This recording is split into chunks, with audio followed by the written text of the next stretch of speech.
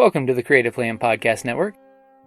Join us as we share our favorite RPGs, one-shot games, tabletop games, reviews of items, and convention panels, and other exciting things that we run into from time to time. Sit back and enjoy the show.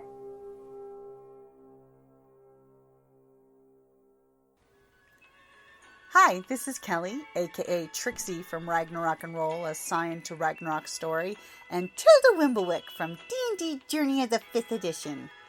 First off, I would just like to say thank you to everyone for listening to our varied adventures, as well as for rating us on iTunes and rpgpodcast.com. If you haven't rated us yet, we would greatly appreciate it if you could. And if you're looking for more ways to support our efforts, we are now on Patreon, a great site where you can help us continue making more podcasts, as well as some special surprises for our patrons. If you can, please look us up at www.patreon.com/cppn. Every little bit helps. And again, thank you for listening. Well, I'm going to jump in and say thank you guys for coming to Women in Witcher. And I'm Jen Seneff. I'm Tanya Gokenauer. We're the Rhoynish Turtle Conservation Society, which is a really geeky reference to something in Game of Thrones with the turtles on Mother Rhoyne. So nobody wants another turtle war. But we're part of a group of women that do panels. You call us the TusCon. Yeah, yesterday I decided to call the two of us the TusCon delegation. That's right. Because we seem to be the only two who can consistently come down. And we love you for it. Yay! We always have a good time. Yep. And because we're the only ones who can stand here, we can talk about whatever we want. That's right. And if you haven't noticed, we're pretty informal and we like it that way. We want you guys to talk. We figure you're here because you like Witcher and you're excited to hear about Witcher and talk about Witcher, so we want to hear your opinions. We don't want to do all the talking today. Now, if you don't want to talk, that's fine. There's no pressure. But I'm just throwing that out there. We want you guys to jump in. We love doing topics on women. We did a lot with Game of Thrones, but now we saw Witcher and we're like, ooh, another opportunity. Yeah. Who here played Witcher who played the game? You did? I just started playing. My husband had played it, and I'd watched him play, right? But I'm like, I need to play. How about reading the books? Have anybody read the books? I've read the first one, and I'm still rereading it. Just so you know, I started, and I found it a little difficult because I think the translation's a little awkward. But it's worthwhile. But no worries, we're here to talk about the Netflix show. Oh, okay. I have seen The Witcher, the show. Yes. Oh, okay. Is the book similar? Or it's based on the books. Oh. So, yeah. Okay. Yeah. But then it stopped when it became interesting. Well, season 2 starts out December 17th. Yeah, we get more, which is exciting. Okay. Yeah. And you can always Wikipedia the books. Yeah. That's true. There's good I cheated movies into out that there. one because I'm like with the game. I gotta consume more, and I've heard about the books. Yeah. How long has the game been out? Because they're on the almost. Was the third one the last one that The came third out? one's the last one that came out, but they've been given updates, which is nice. Cool. So the story is continuing. Well, definitely from what I've seen of the game so far, if you like gaming, it's worth it. Yeah. Tons of content. Tons of content. So I'll let you jump in. Yeah, I keep thinking I want to play the game, but I haven't gotten around to it yet. 2007. Yeah, the it's first one. the first one. Yeah, I know it's been a while that they've been out for a bit. So, you see the show, it's like the world of The Witcher. It's a pretty male-dominated world, but there are a lot of strong women throughout who made names. And then there's like some of the people we're going to talk to are some of the strong women who've made names for themselves, from Yennefer to the Lioness of Sintra and more. So today we're just going to talk about a few that we picked out, and we're going to talk about the things we like, things we didn't like, maybe some things we want to see in the future. So, since you guys have probably watched the show, what's your favorite female character from The Witcher, from the show?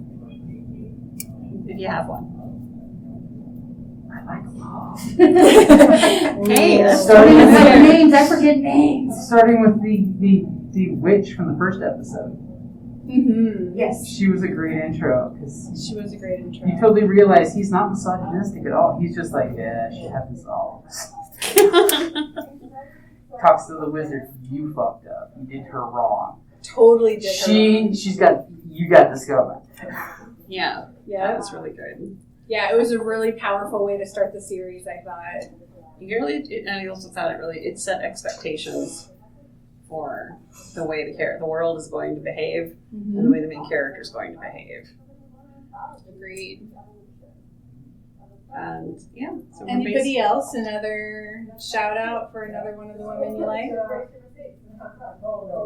If you don't remember a name, well, we can help figure it out. Yeah.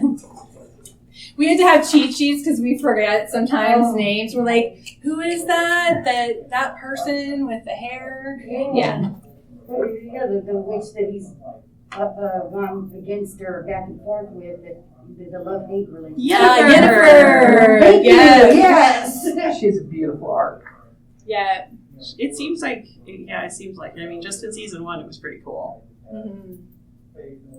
So, today, let's start with Yennefer.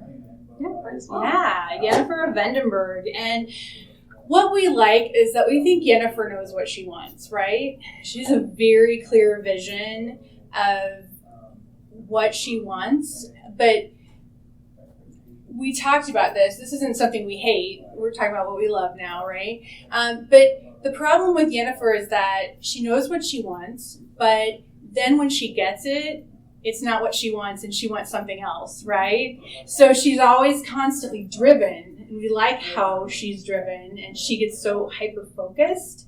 But then once, it's like, I don't know how many of you guys can relate to this, but when you're young, right, you think this is the vision of what I want to see myself at this point, and here's how it's going to look, right? And then you kind of get to that place, and you're like, why did I think this was all it was meant to be, right? And we see a lot of that in Yennefer's arc, I think. Yeah, because since she was originally supposed to go somewhere else, I don't remember the place names, and I forgot to write them down. I think she was going where Fringilla went, which was Nilfgaard, right? Yeah. Yeah, she was originally going to Nilfgaard. She's going to have an easy life. Mm-hmm. Yeah, and then she shows up at the big banquet where the kings were going to be meeting their sorceresses, and she just basically scoops that post right out from under Fringilla, where she was supposed to go, and because that's where she wanted to go. And she was going to get what she wanted at all costs. And it does kind of make me wonder if things had if certain things would have turned out differently if she had done what she was supposed to do. And not had pillow talk. Don't trust the guy. Mm-hmm. I think, it's really funny. When Yennefer first showed up, I had a really hard time liking her. Right? I felt very conflicted with her because I felt like she was just really ruthless, and she didn't care if people got hurt along the way. I don't know, do you guys agree with that? Yeah.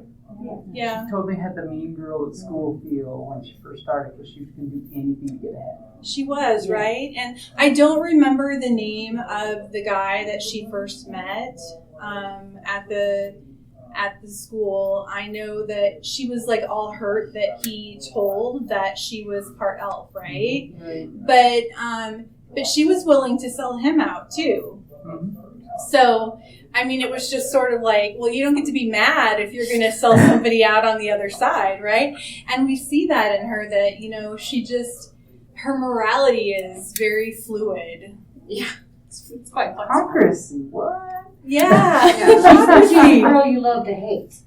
She is, yeah. I mean, she, and I know, I'm gonna jump to Triss, if that's okay. Yeah, that's fine. But we don't get to see much of Triss in the first season. And Triss, just as a reminder, she was Temerian. So As a reminder, there's the story with the Strega, where, the Witcher goes, and there's a bunch of miners, and they're getting killed by this terrible creature that's been haunting the area for a while. And Triss, there was another Witcher that came and was killed, right? And they say, we don't want you here. He took our gold and ran off. Really, he was killed. But they are telling the story of how he ran off with the gold. And, the Witcher shows up and they're like, get out of here, Witcher. And Triss comes and is like, no, I want you here. And she's like pleading, even though the king doesn't know she's doing this, she's pleading to try to help because she understands the Strega is a victim, right? And I don't know, do you guys remember the story? I don't have to tell the whole story if you remember it. Okay, well, I'll tell a little more of the story. So with the Strega, the problem was that the king was sleeping with his sister, and we find out that it was the advisor, I believe, who was jealous and cursed the sister, and she was pregnant, and her baby was born. She died, and her baby was born as this terrible monster who's been locked up and has never had any human contact and is 14 years old or so, right? And so Triss has this real compassion for her and goes to him and is like, can you save her and not kill her? And through the story, he talks to the king and finds out the whole tale and is able to save her at the end. And that's when we first see Triss, right? And we see Triss at the end in the battle, too. And we think she dies. That's all I'm saying. We think she dies. Perhaps dies. Or not. But she's really good friends with Yennefer, which isn't, really brought out in the series. But Triss is, I just wonder, Triss seems so compassionate, and Yennefer's got that mean girl thing going on. And what I love about Triss is that she is compassionate, and she does fight for what she believes in. Oh, thank you. She's totally the light to her dark. She is. She's the light to her dark. So I'm just throwing out there, I hope Triss shows back up. Because maybe she's dead, or maybe she's not. It's a mystery. It's a mystery. Maybe we'll find out. But I like that we have, the thing I like about Yennefer, and then I'll shut up so you can talk. That's fine. I actually had an observation. Ooh, go for it. You talked about Triss and Yennefer being so opposite.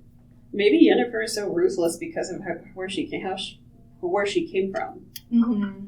She was basically treated like trash. She was. And now she's, because you kind of, she changes whenever she's in an environment where somebody actually, even though, Tisea, who we're going to talk about, is a real hard ass to Yennefer, someone sees something in her. Someone is giving her value and letting her know that she can be something.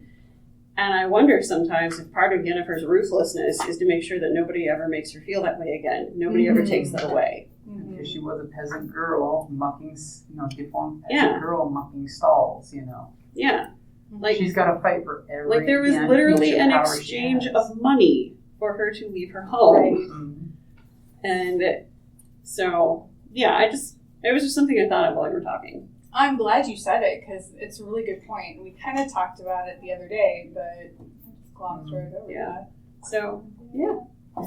But, the thing that I was going to say, you bring this up about Yennefer, we understand those motivations, right? I think they're very clear. What I really like is that she doesn't have to be this perfect person, right? And she doesn't have to be all good or all bad, because people aren't all good or all bad. And how boring would that be if they were so one-dimensional? And I think that what I really like about Yennefer is that she's got this darkness, but she's got this goodness too, and she's very complex.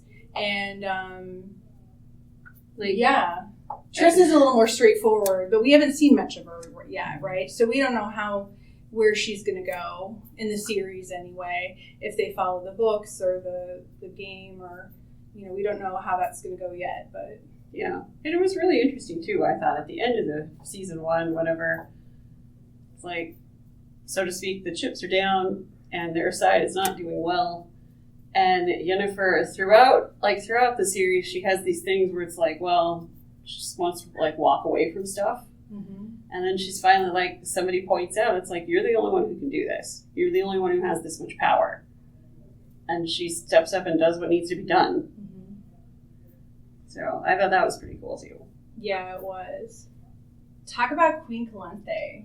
Queen Calanthe, we were talking about her a little while ago, just kind of like a problematic fave. Because she's, like, she's tough. She's the shit. She is.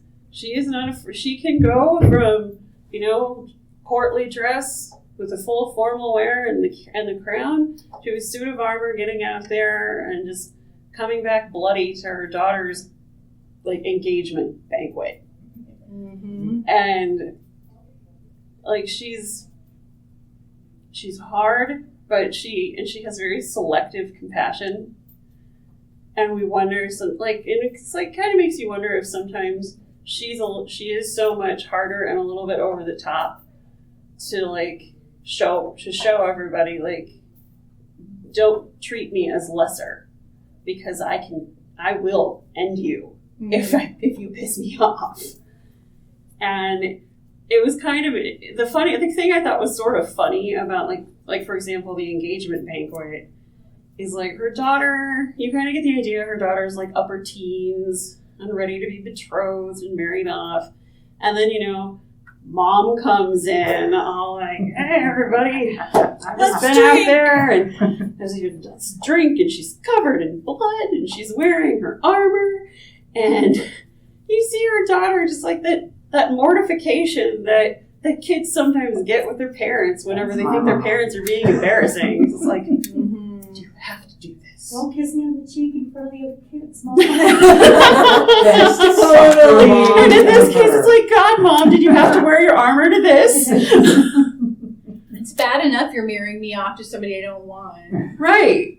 And I think it was in many ways, it was kind of a cool way to present her character, because she's also, like, her husband has been dead for a while. And there's this man who's, like, King Ice, I believe. He's totally smitten with her. And she's kind of been, like, a little bit flirty or whatever. And then finally he declares himself. And you see them whenever the fight breaks out, like, they fight back to back and all that. And then at the end, she's like, sure, let's do it. Let's get married. He does put her on the spot. Yeah. But she totally rises to the occasion. She's just like, why not? I can do this. I can get married again if I want to. I'm the queen, damn it. Right?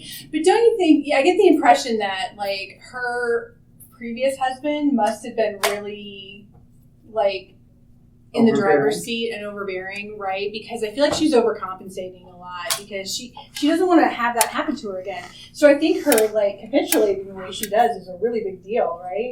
Probably. Yeah. There is one part, and I wish I had made a note of the quote, because somebody says something to her, and she tells all the men in the room, like, I'm not going to listen to you about what to do about a situation because you've never had to be in this situation. And she doesn't suffer fools. No, she doesn't.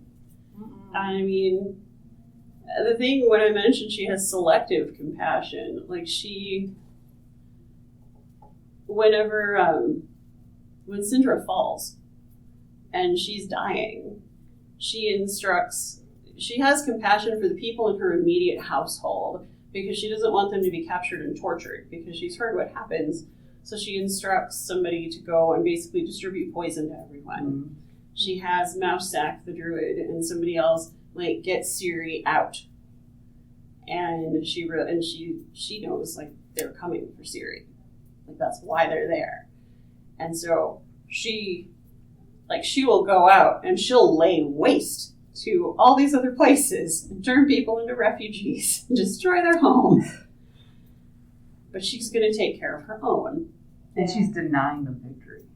Yeah. Yeah. It's a big it's a big middle finger whenever she poisons everybody, and then she's dying herself, and then she just jumps out a window. Yeah, she just flips everybody off. Right. And we kind of started to talk about what we hated about her. It's kind of the flip side, so let's just keep with that. We're going to jump to what we hate with her a little bit. And then we'll come back to some of the others. Yeah. We're not being very linear today. We're going to do what we love and what we hate. We're like, well, we'll just...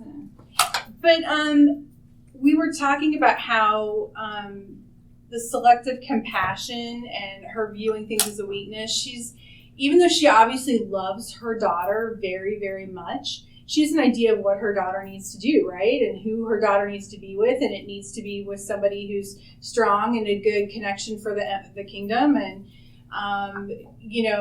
then this, what was his name? I wrote it down because I knew I'd forget. Do you remember? No. Dooney. Dooney shows up, this cursed knight who looks like a hedgehog. Yeah. What is that? Like, who came up with the hedgehog? I mean, is that in the books? I missed that. Folklore. It's Slavic folklore. Okay, so he looks like a hedgehog, not my kind of guy. But, her daughter is obviously very much in love with him, right? And she still can't let go. Like, she thinks he's an abomination, and she doesn't want her to be with him. And at the end, she pretends, right, if you guys remember, that, she's going to accept him, and then she goes to kill him, and the Witcher intervenes. And so there's this whole talk about the law of surprise. Because isn't that why Dooney one of the reasons he can be with her? It's something to do with King Ice saved his life. Mm-hmm. And as a repayment, like in that world, as a repayment, you can use, like, it's basically kind of like a favor for later or something. A boon. A boon. Yeah, that's the first right word. reward you come into. There's your surprise. Yeah, the law of surprise.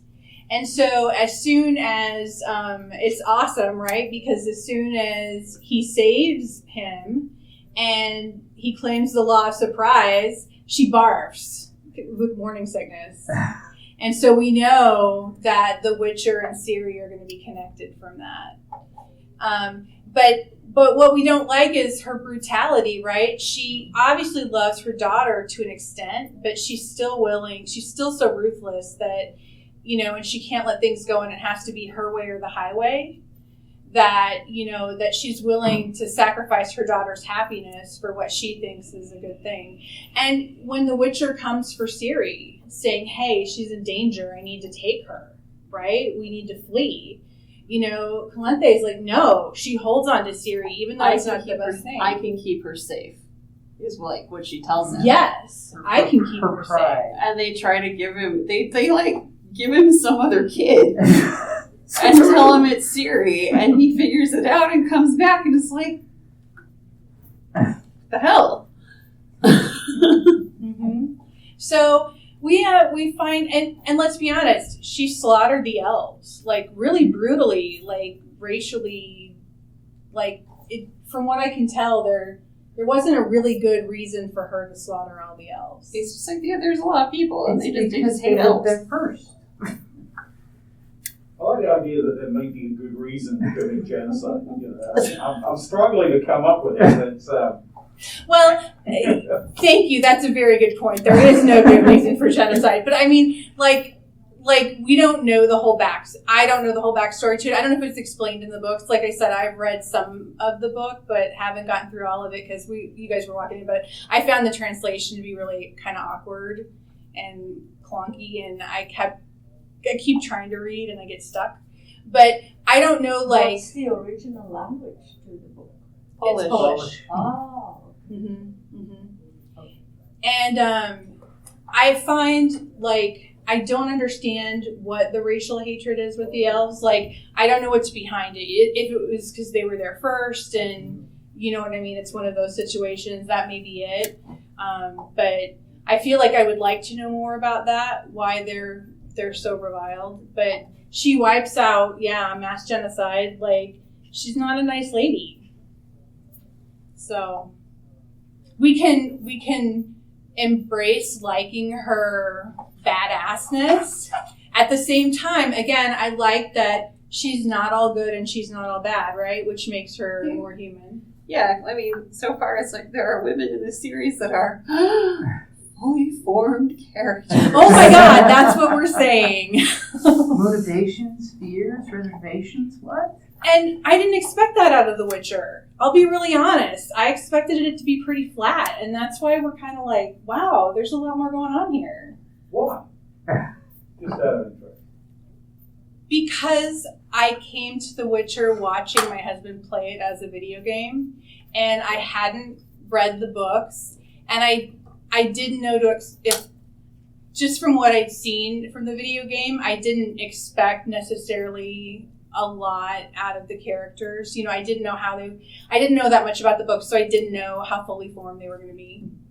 Only because, I don't know about you guys, but when I go in, if I've liked a video game and I go to see a movie or a series about a video game, I always come out going, We're used to the disappointment. right? Okay, wow.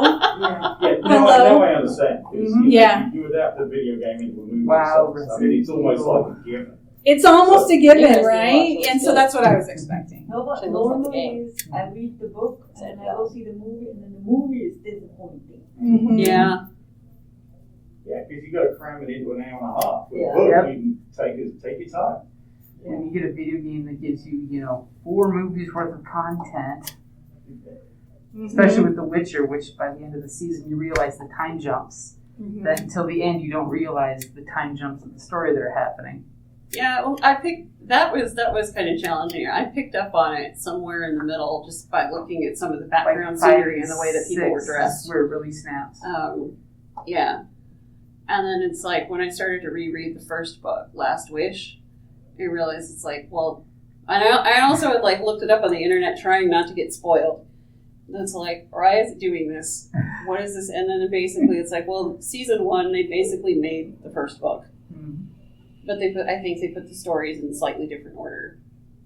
So it's kind of interesting. And I thought it was kind of a cool way to tell the story, even if sometimes it was confusing.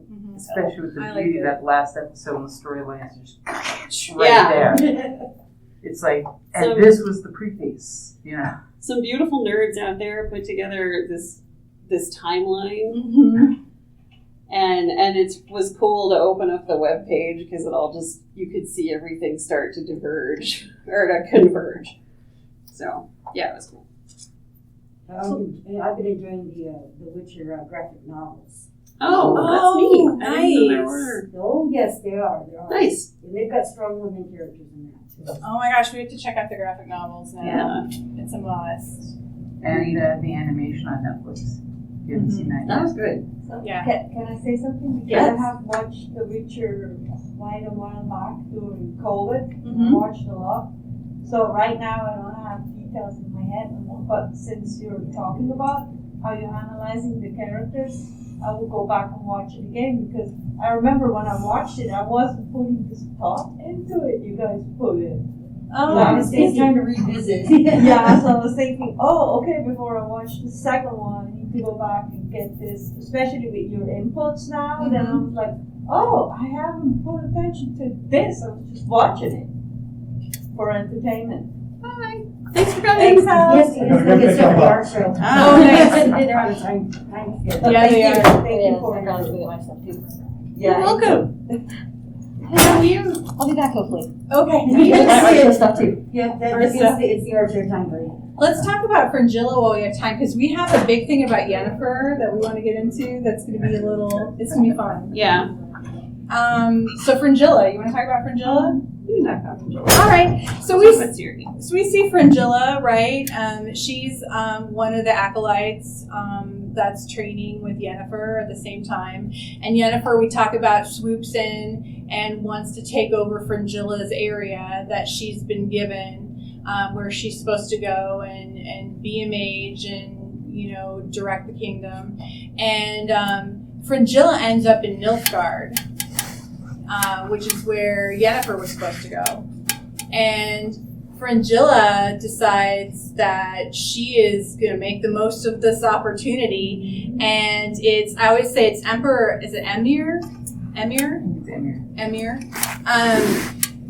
So Emperor Emir is kind of just brainwashing everybody, right, into this flame of something. And he is looking for power. He's looking for Siri. He's coming after Siri for power. And Fringilla is helping him all along the way. And she is doing some bad stuff. Bad juju. She's betraying everybody. She's betraying everybody. I'm sorry. Oh, no, go. There was one thing that I thought that I remembered, and I realized I forgot to put it down, was that one interesting thing about Fringilla really was when they first, because she's in the same class as Yennefer, and like kind of their first lesson is Tissaia there's a rose and a stone, and Tissaia tells everyone to use your power to lift the stone. Fringilla does it right away, and her hand kind of shrivels up.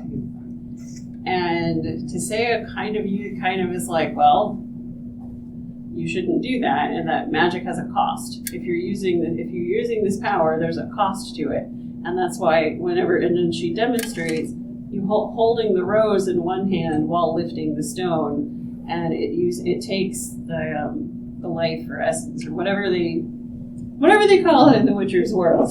Basically, the rose withers and the stone levitates.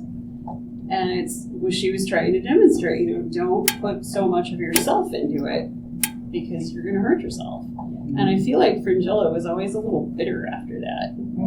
Because she was set up to fail.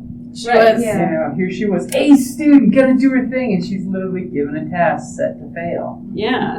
And so it kind of like, she was a little kind of like, jaded about the whole thing. And like there was this whole deal where, because whenever they sent the sorceress they were supposed to send to Nilfgaard, it was supposed to make this guy like chill out. And it's like Doom, that's why I think why she is the way she is. Mm-hmm. Yeah. Because she has to go to Nilfgaard. That's why I think that's why she's doing what she's doing. I do too. That makes sense. I think so, exactly. Yeah, I think you're exactly right. Because, she's just like, okay, watch this. Mm-hmm. Fine. What I can do. Mm-hmm. Watch what I can do. And then her crazy meets his crazy. You got that perfect crazy couple that mirror each other in all the wrong ways. That's exactly and it right. feeds off each other. Yep. And so that's what we love. We love that she's a really great villain. Yeah. Totally. And Siri is Queen Calanthe's granddaughter. And I looked it up because I couldn't remember if it was ever addressed. And I guess Ciri's parents were on a ship. They were like on a voyage somewhere. And something happened out there. The ship went down and they died. So now we've got this girl who's being raised by her grandmother. And you know who we've already discussed? And like we see that Ciri she's pretty sharp. And she's like there's a bit where she's in the library or whatever. It looks like maybe kind of like a library or something like that. And she's been reading and she's talking to Mousesack, and Mousesack is trying to placate her because, it's the things you tell a child whenever they're worried about their guardian or their loved one. And Ciri sees right through it.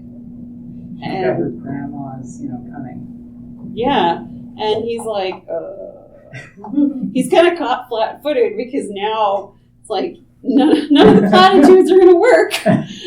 So he's like, huh. So but it's also kind of fun because a lot of times they treat her like a regular. She's supposed to be like a princess and everything, but they kind of treat her like a regular kid. Because the first time you see her, she's out in the street with the peasant kids playing knucklebones, and they're like, "What are you doing? You have to get in there." Did you use the trick I taught you? Yeah, like they're did you use the trick? Like it was iced. Like, did you use the trick I taught you? Mm-hmm. She's like everybody's little buddy, Yeah. Yeah. So it's kind of like a fun sort of thing where she's like this, this princess where she has to dress up in finery and part of the pomp and circumstance of court, but she also gets to go play with the kids. Yeah. She's a lot like her grandmother in that regard. She's She's totally her, independent and does her thing. Yeah. and she's totally her mother's daughter because we see the proper princess, just like mom, you know, who we see in the flashbacks. But she's cunning like grandma, and she looks and observes like she's told to. You need to know this. Yes. And we see at one point when Siri gets upset, and I think it's after her grandmother is brought in and she's mortally wounded. And again, there's that whole thing of trying to protect Siri from the truth. It's all right. I'll be okay. And Siri's kind of like, you can see the gears turning where she's like, I don't think so. This looks pretty bad. But Siri gets upset and she screams and like things happen.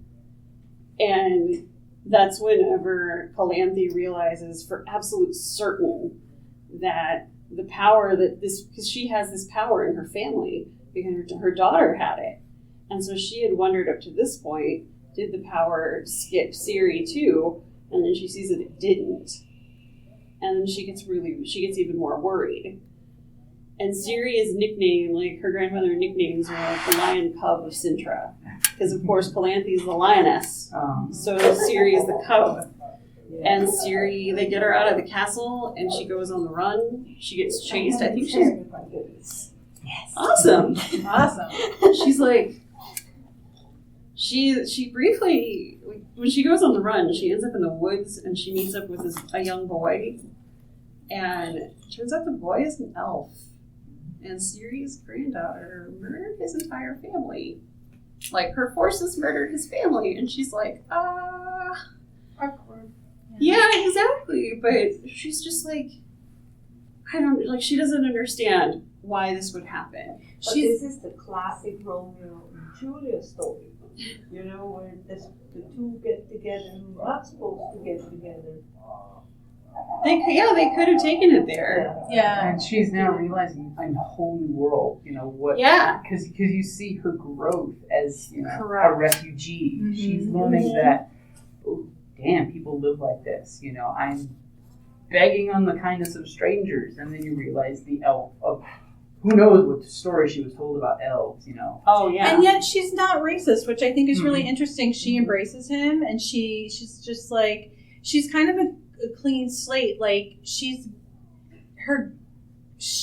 still was naive enough, right, to not know these stories about what her grandmother did. So she's still, you see her developing, like you said, and maturing, and she's still a clean enough slate that she doesn't have that hate ingrained in her. She was kind of in a little bit of a bubble. And the fact that she thought he was human because she assumed, Right. and kindness was all he was giving her in help. Correct. So she, later on can attribute elf doesn't mean bad. It means Right. someone who saved my ass in a bad situation. Right. And I kind of think, her finding out this stuff about what her grandmother's, brain did, it's kind of like that moment whenever people realize that the adults in their lives are full people, not just the parts that you see. And it hurts to see ugliness in people you love, right?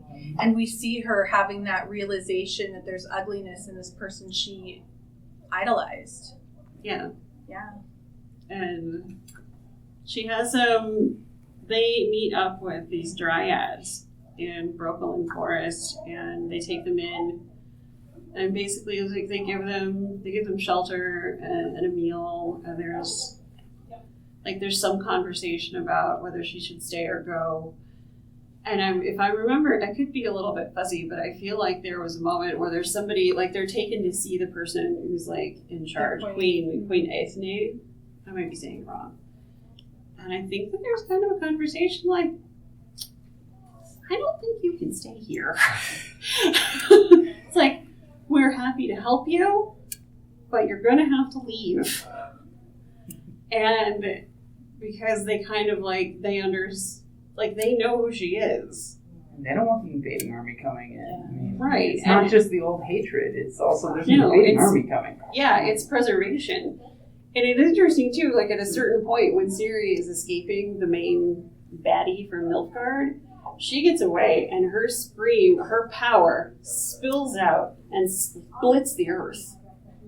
And she's able to get away from him, and now they're Okay. And Jackpot. so, yeah. And I just really loved in this show how the way it brought them together, because they talked a lot about the law of surprise and destiny, and how if people are meant to be together, meant to be connected in some way because of it, they'll find each other. And you see, like, from these these far-flung regions, they end up finding each other because she was told to look for him, and he's been looking for her, and she just runs to him. She's like, you get the impression she doesn't really know him that well, but she knows that he's safety. Mm-hmm. She knows that he's safe. Yeah. And I am really excited to see what happens with her next. Yeah. I'm going to jump ahead. We're going to jump over to Saya, who runs Arethusa, because we want to talk about Yennefer. And we want to talk about Yennefer with two things. Her disability, two things that we kind of hate, right? Her disability, how it's handled, and we want to talk about the whole fixation on the baby, which is problematic. Do you want to jump in on the disability? I think so. Because there's always this idea in media, in shows and movies, where you have somebody has to look a certain way to have value and to be valued. And so it's interesting because at first you're like, they introduce Yennefer and it's like, oh, well, this is going to be something new and interesting. And they have her learn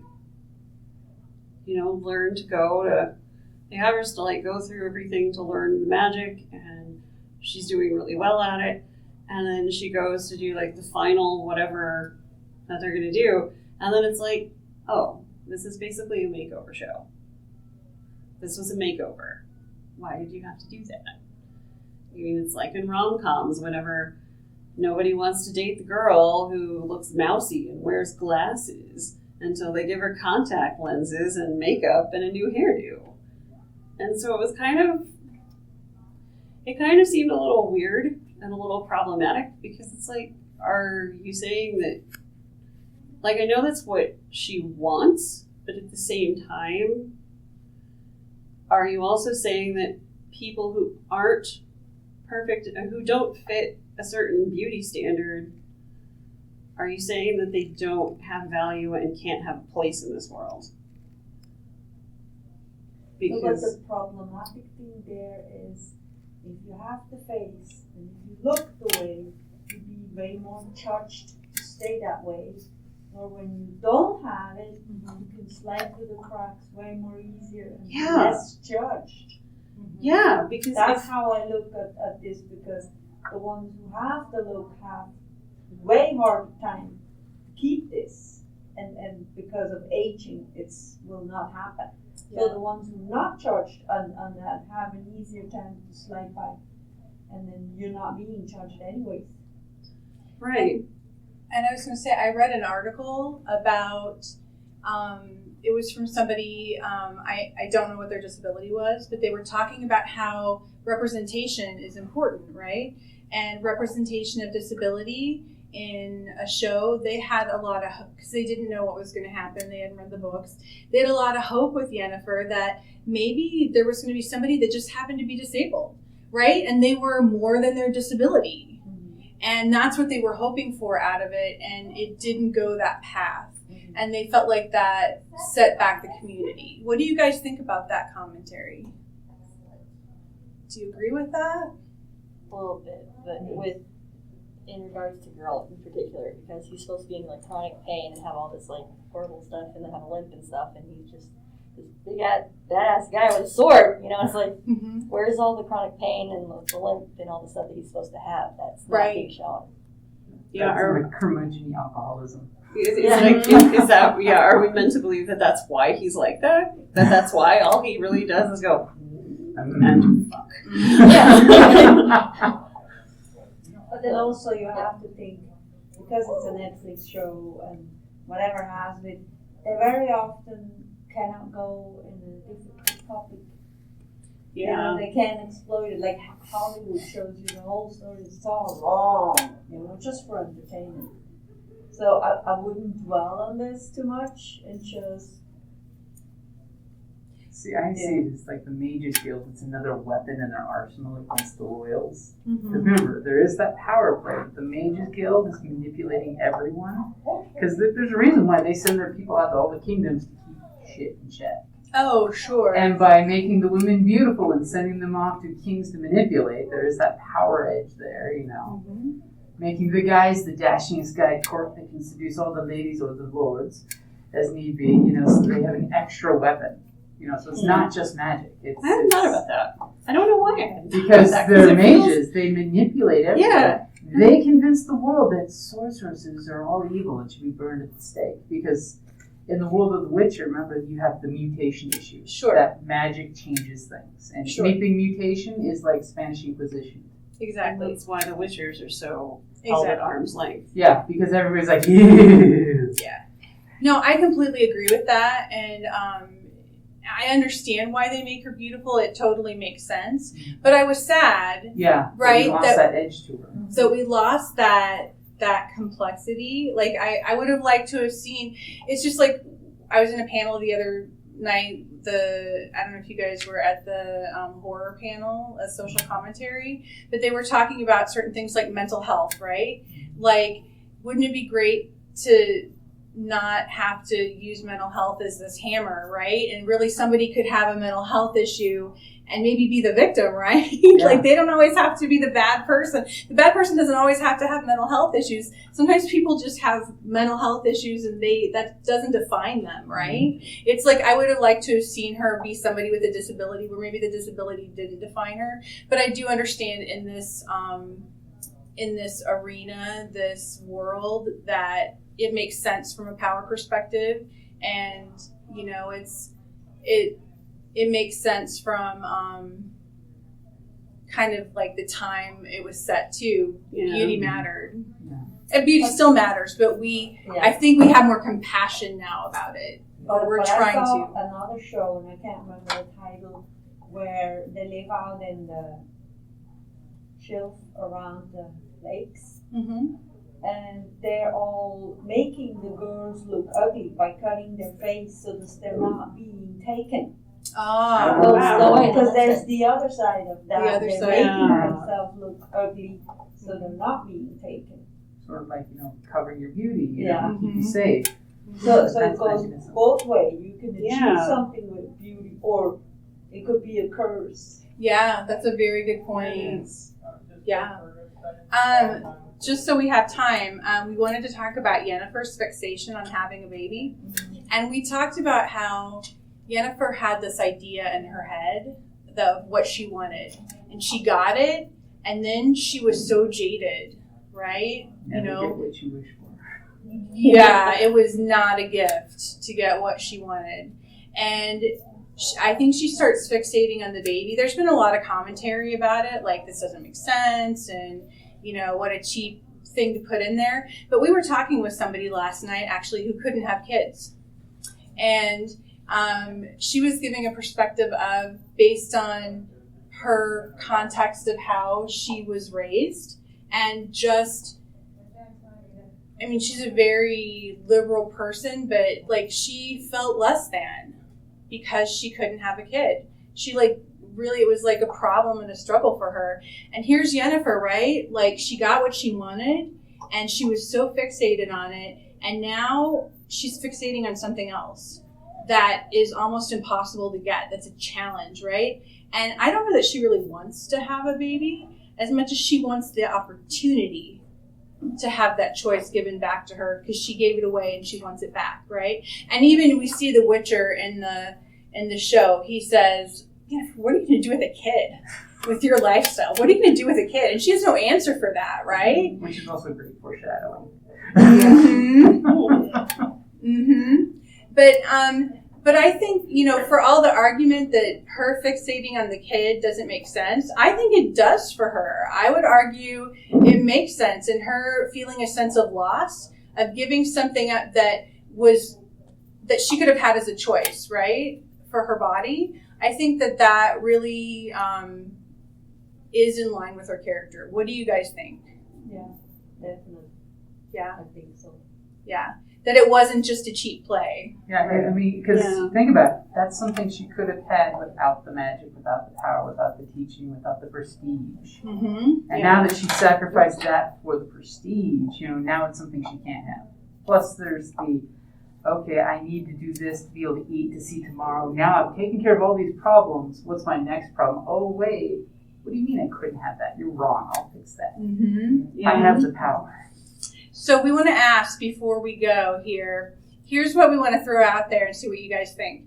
So what we hope to see more in season 2, more trysts, right? More sexy times with Yennefer. Who doesn't want those, right? Sure.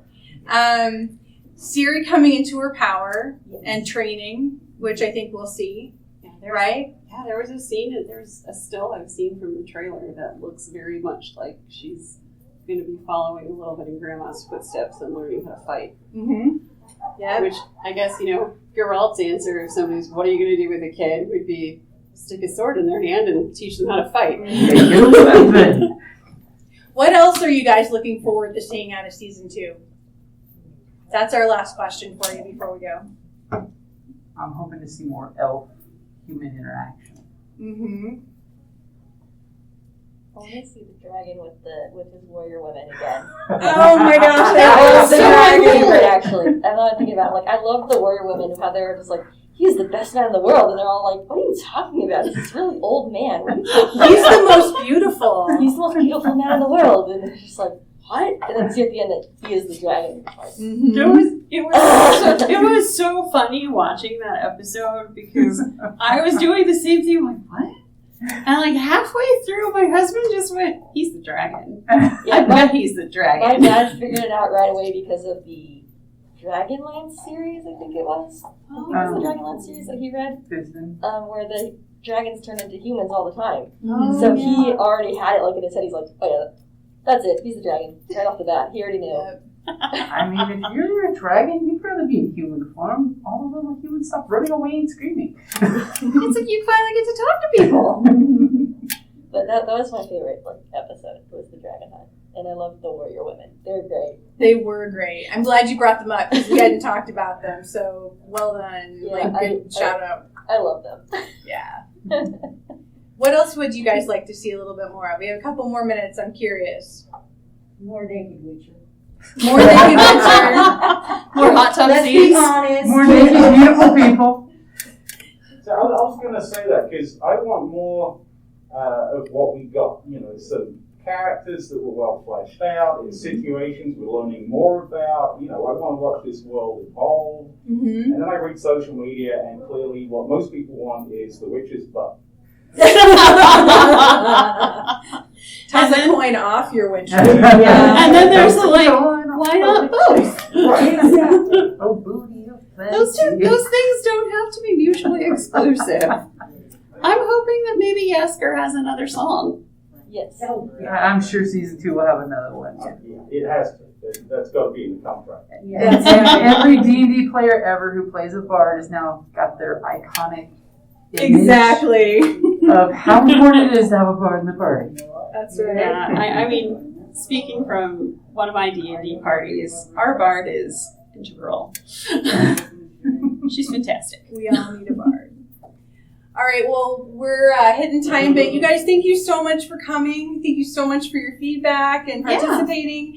Thanks for hanging out with us. Thank you. Yeah, hopefully we'll be here again, and you will too. Maybe Thank you. Maybe next time when we gather, we can talk about season 2. Yay! Yes. That would be about the right time, too. Yeah. Hey guys, it's time to go back and rewatch season 1 to get prepped. That's right. It's time to get prepped. It's nice. Season 2 comes out December 17th. Oh, I joked that they gave it to me for my birthday. Aww. Because my birthday is the 16th. I was like, that was really nice of them. It's nice when the universe provides a gift. I'm glad I got to see part of one of your panels because we're so often scheduled against each other. I didn't actually manage to get to one yeah, I yet. missed the Black Widow one because And I lost part of it because I had things to do in the way, but I got to see half of it. It was Did fun. you drop off in the room? Yes, all the way up to the room. Thank you for listening to the Creative Play and Podcast Network.